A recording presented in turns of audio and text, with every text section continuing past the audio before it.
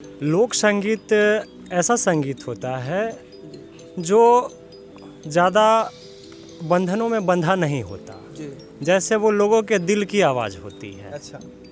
मुजफ्फरपुर को कलाकारों की धरती कहते हैं। यहाँ से हर वर्ष राज्य स्तरीय कह लीजिए, राष्ट्रीय स्तर कह लीजिए, यहाँ के युवा कलाकार पार्टिसिपेट करते हैं, जो युवा उत्सव होता है और जीतते आए हैं। लेकिन फिर भी यहाँ के कलाकारों को मतलब वो स्टेज कह लीजिए, वो सम्मान कह लीजिए, वो एक जगह नहीं मिल पाया है। नमस्कार, डी पीपल वॉइस में आपका स्वागत है। जब बात कला संगीत की होती है तो सुनने में बड़ा मज़ा आता है और इन लोगों के बीच में बैठ के जब बातें हमारी संस्कृति की होती है तो कुछ और ही आनंद आता है। अभी हमारे बीच में जितने भी लोग बैठे हुए हैं सबका जुड़ाव संगीत से है, कला से है और एक से एक फेमस लोग बैठे हुए हैं। हमारे बीच में एक साथी है जो म्यूजिक से पीएचडी कर रहे हैं, यही बिहार यूनिवर्सिटी से।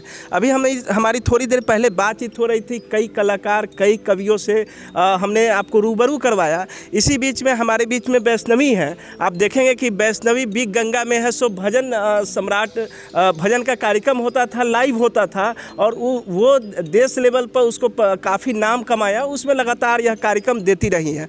तमाम कलाकार हैं। आप थोड़ा सा कैमरा को इधर घुमाएंगे और दिखाएंगे कि ये सब लोग कल के कार्यक्रमों में भाग लिए थे और कल एक नाटक किया गया था। नाटक का क्या नाम था, आप बताएंगे जरा? नाटक का नाम था क्या था?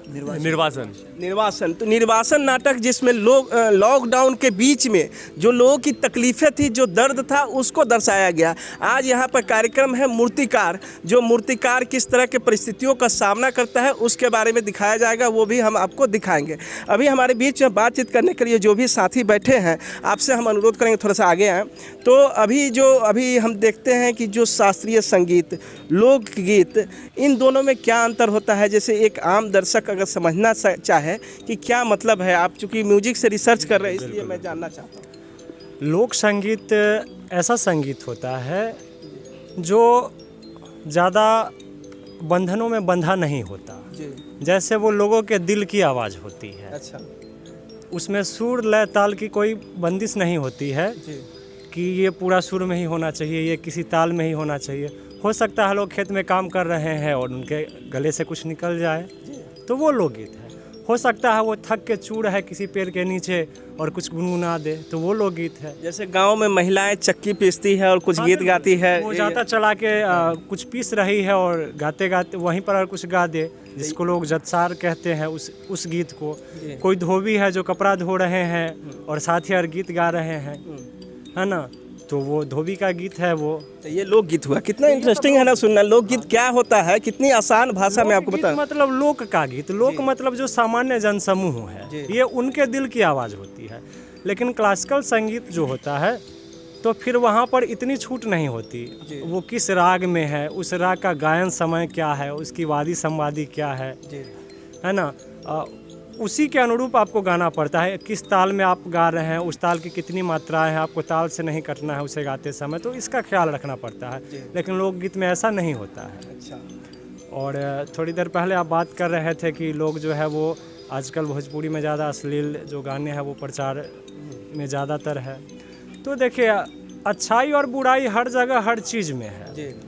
लोकगीत की बात करें या भोजपुरी गीतों की बात करें तो भोजपुरी में भी बहुत सारे अच्छे अच्छे गीत भी हैं, लेकिन ये हम पर निर्भर करता है कि हम क्या देखना सुनना पसंद करते हैं। ये दर्शकों पर निर्भर करता है कि किन चीज़ों को वो बढ़ावा देते हैं। ज़्यादा व्यूअर्स जिस चीज़ का होगा, कंटेंट उसी का अनुरूप बनेगा। ये चीज़ें आज के समाज में दर्शक आवाज़ तो उठाते हैं लेकिन अकेले में बैठ के उसी गाने पर मज़े लेते हैं, जिसका कारण है कि आज भोजपुरी को बदनाम करने वाले कई गायक हमारे बीच में आ गए हैं। वैष्णवी, आपका धार्मिक कार्यक्रमों को लेके भजन गीत चलता रहा है बिग गंगा कार्यक्रम पर। क्या आपको लगता है, मुजफ्फरपुर के कलाकार पूरे देश में नाम कमा रहे हैं, लेकिन मुजफ्फरपुर में एक बेहतर प्लेटफॉर्म जो एक थिएटर आर्टिस्ट की हो या एक संगीतकार की हो या लेखक की हो, वो नहीं मिल पाता है? क्या कमी रह गई है कि यहाँ के लोग यहाँ के कलाकारों के बारे में नहीं जान पाते? देखिए, आप बहुत अच्छा सवाल है आपका। मुजफ्फरपुर को कलाकारों की धरती कहते हैं। यहाँ से हर वर्ष राज्य स्तरीय कह लीजिए, राष्ट्रीय स्तर कह लीजिए, यहाँ के युवा कलाकार पार्टिसिपेट करते हैं, जो युवा उत्सव होता है और जीतते आए हैं। लेकिन फिर भी यहाँ के कलाकारों को मतलब वो स्टेज कह लीजिए, वो सम्मान कह लीजिए, वो एक जगह नहीं मिल पाया है, गुमनाम जिसे कहते हैं ना, उस तरीके से।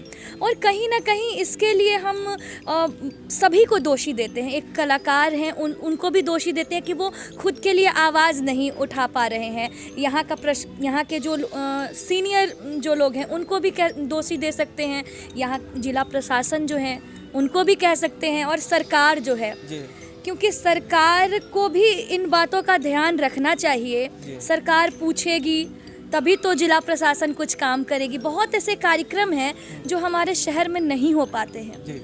अभी आप देखा जाए कि कई जगह पर देखते हैं कि कुछ महोत्सव का आयोजन सरकार के द्वारा किया जाता है, वहाँ कलाकारों को बुला के सम्मानित किया जाता है। बिहार में कई कलाकार का कार्यक्रम होता है जिसमें बाहर से कलाकारों को बुलाया जाता है, लेकिन लोकल कलाकारों को मौका नहीं मिलता। यही तो कमी है। यहाँ आप देख लीजिए, मुजफ्फरपुर में साहित्य को देख लीजिए, या फिर लोक संगीत देख लीजिए, रंगकर्मी देख लीजिए, और नृत्य करने वाले जितने भी लोक से जुड़े कलाकार हैं वो बहुत बड़े पड़े हैं, लेकिन उनको एक स्टेज नहीं दे पा रही है। ये सरकार ही कह सकते हैं आप, या प्रशासन, क्योंकि उनका दायित्व बनता है कि आप कला को जो निखर रहे हैं उनको एक मंच दें, उनको एक और बेहतर, मतलब वो आगे दिशा दिखाएं। वो तो उनके हाथ में ही है, लेकिन ऐसा हो नहीं पा रहा है। इसलिए शायद कहीं ना कहीं ये चीज़ दबती जा रही है। और लोग आज के समय में, आपने बताया जैसे म्यूज़िक को लेके, धार्मिक चीज़ों को भी लोग बहुत कम करते जा रहे हैं। जैसे कि आप, हाँ, भजन के कार्यक्रम हो, चाहे आप ये लोक संगीत ही हो, अपने संस्कृति की जो बात जुड़ी है वो लोग नहीं करते हैं। लोग आज के समय में, आप स्कूलों में देखिएगा, उनके ऑप्शन में आएगा म्यूज़िक में, सिर्फ म्यूज़िक में पियानो, गिटार, ऐसे कुछ ऑप्शंस होते हैं इलेक्ट्रॉनिक म्यूज़िक के। लेकिन आप किसी भी प्राइवेट स्कूल में आप कभी ऑप्शन में नहीं देखिएगा ये चीज़ कि आपकी लोक संस्कृति क्या है और उनकी कितनी विधाएं हैं। ये सब सिखाते ही नहीं है, बताते ही नहीं है। लेकिन यही सब चीज़ है जिस पे मतलब एकदम ध्यान देने की आवश्यकता है, क्योंकि आगे के जनरेशन को पता ही नहीं होगा कि लोक संस्कृति क्या है, लोक संस्कृति के अंदर क्या कुछ है और क्या कुछ हमें नहीं पता है। ये सब अभी हम यूथों पे कह लीजिए बहुत बड़ी जिम्मेदारी है, और इसको हम लोग लेके चल रहे हैं, कोशिश है, देखते हैं आगे क्या होता है। तो जिम्मेदारी हम युवाओं की है। जाहिर बात है, जो चीज़ें हमें पढ़ाई नहीं जाती है, हम कहीं से सुन सुना कर उसके बारे में थोड़ा बहुत जानते हैं, और जो सुन सुना के आया उसमें बहुत सारी बातें छट जाती है, और फिर जब हम अपने वंशजों को बताएंगे तो धीरे धीरे चीज़ें खत्म हो जाएगी। तो इसी चीज़ को आगे हम बढ़ाते हैं। आप लोग का कार्यक्रम कल का रहा है भाई साहब, निर्वासन नाटक हुआ। किस तरह से दर्शकों का रुझान था? मुजफ्फरपुर की जो जनता है वो क्या उनका लगा, जो ऑडियंस थे क्या सोच रहे थे देखकर आप लोग के नाटक के बारे में? कैसा आप लोग को लगा? उत्साहवर्धक था? जी बहुत अच्छा था। ऑडियंस काफ़ी थे आए हुए कल, और काफ़ी अच्छा फीडबैक भी मिला, क्योंकि जब हम लोगों हमारा परफॉर्मेंस ख़त्म हुआ, काफ़ी लोगों ने काफ़ी अप्रिशिएट भी किया, और काफ़ी अच्छा फीडबैक रहा लोगों का हमारे नाटक के प्रति। तो जैसा कि बताया जाता है कि नाटक जो है, सो नाटक में जब आपका छवि, जिस एक्ट को आप प्ले कर रहे हैं उसके अनुरूप आपकी छवि भी होनी चाहिए। उस तरह से वेशभूषा यहाँ के लोग की आप देख रहे होंगे कि कैसे गंभीर लुक में वो आए हैं, उसके बाद इस तरह के कार्यक्रम वो किए हैं। एक बात बताइए, ये जो पूरा थीम था लॉकडाउन का, लॉकडाउन की समस्या से सरकार से आप कितना उम्मीद करते हैं कि सरकार ने कितना सहयोग किया लॉकडाउन में? जो बाहर से मजदूर आए या यहाँ से वापस गए, उन लोगों के लिए आपने उस पूरे नाटक को चूँकि प्ले किया है, जिया है उस समस्या को, तो क्या लगता है कि मतलब हमारे समाज में क्या होना चाहिए परिवर्तन? सरकार को क्या करना चाहिए था? अब हम लोगों को किस तरह से सरकार से मांग रखनी चाहिए? पहले तो मैं ये बताना चाहूँगा कि सरकार ने जितने भी मतलब लॉकडाउन के टाइम में मेरे हिसाब से, मतलब अगर पर्सनल पर्सपेक्टिव से देखें तो कुछ नहीं किया उन्होंने, मतलब ना के बराबर कह सकते हैं। और जो भी मतलब जितने भी लोग थे सब ने धक्के खाए उस टाइम पे, सबके साथ बहुत गंदे हालात चल रहे थे। तो किसी के साथ भी मतलब जो कह सकते हैं ना कि एक जो बैकबोन सपोर्ट ऊपर से हमें चाहिए होता है, उस टाइम पे किसी को नहीं मिला। सरकार ने तो कहा कि लॉकडाउन में हम मजदूरों को उनके घर तक सुरक्षित पहुंचाए, उन्हें 6,000 रुपया दिए, उन्हें जो है सो 500 रुपया महिलाओं के खाते पे आए, जो मजदूर बाहर से आए उनको 6,000 रुपया मिला। तो इस तरह की तमाम जो सरकारी सुविधाएँ हैं सरकार ने दी हैं, लोगों को कोई परेशानी नहीं हुई है लॉकडाउन में। देखिए अब क्या कहने का है और क्या होता है तो आप भी जानते हैं, लोग भी जानते हैं कहाँ क्या होता है नहीं होता। तो इसके ऊपर अगर मुझे नई नॉलेज है तो मैं इसके ऊपर बताना नहीं चाहूँगा, क्योंकि मुझे पता नहीं कि ऐसा कुछ है जो भी, बट जो हमने किया है उसमें हम लोगों ने फील करा है। और जैसे कि आप सबने जो देखा है समाज में उसको आपने ये किया। हाँ जी, हम लोग उसको प्ले करा है। तो उससे हमें समझ आया ना कि किस तरह लोग उस चीज़ से उभरे हैं, किस तरह से उस चीज़ से गुजरे हैं। तो बहुत सारे परिस्थिति हमारे ख़राब चल रहे थे, तो बस हम चाहेंगे कि उसी तरह से धीरे धीरे हम सही होते जाए, उस चीज़ को करते जाए, सरकार हम पे ध्यान दे, बस और कुछ नहीं। अभी ये कार्यक्रम किया गया गांधी आर्ट फेस्टिवल, और गांधी आर्ट फेस्टिवल के तहत आप लोग को एक प्लेटफॉर्म मिला लोगों के बीच में जाने का, अपनी कला को दिखाने का। क्या लगता है कि और क्या कुछ किया जाना चाहिए मुजफ्फरपुर में आने वाले दिनों में यहाँ पे? सबसे पहले तो मैं ये कहूँगा कि किसी भी कला को जी जब तक लोगों के समक्ष प्रस्तुत नहीं किया जाएगा तब तक उसमें निखार नहीं आ सकता है। जी हो सकता है कि जो कलाकार है वो बहुत ज़्यादा अच्छा न करते हो, लेकिन जब वो पब्लिक के बीच बार बार जाएंगे, उन्हें वो मंच मिलेगा, तो वो खुद की कमी को दूर करने पर विशेष बल देंगे। तो उन्हें एक अच्छा मंच देना चाहिए। अगर आर्थिक मदद की भी ज़रूरत पड़ती है तो सरकार को चाहिए कि उसके लिए भी फंडिंग का जो है वो बंदोबस्त करे, जगह का बंदोबस्त करे कि वो कहाँ पर प्रैक्टिस करेंगे। जैसा अभी एक भाई साहब ने कहा कि लॉकडाउन के दौरान कितनी दिक्कतें हुई, तो लॉकडाउन के दौरान वैसे लोग जो सिर्फ अपनी कला की बदौलत जीवित थे, या गायन की बदौलत, या प्रोग्राम की बदौलत, तो प्रोग्राम तो बिल्कुल से बंद था उस समय, तो कैसे उन्होंने अपना जीवन बिताया होगा, इस पर भी विचार करना चाहिए था सरकार को। तो कलाकारों को एक सपोर्ट मिलना चाहिए, उचित मंच मिलना चाहिए, तो निश्चित रूप से वो अच्छा करेंगे। और शहर छोटा हो या बड़ा हो, कलाकार हर जगह से बड़े बड़े निकलते रहे हैं और निकलते ही रहेंगे। सरकार को इस पर ध्यान देना चाहिए।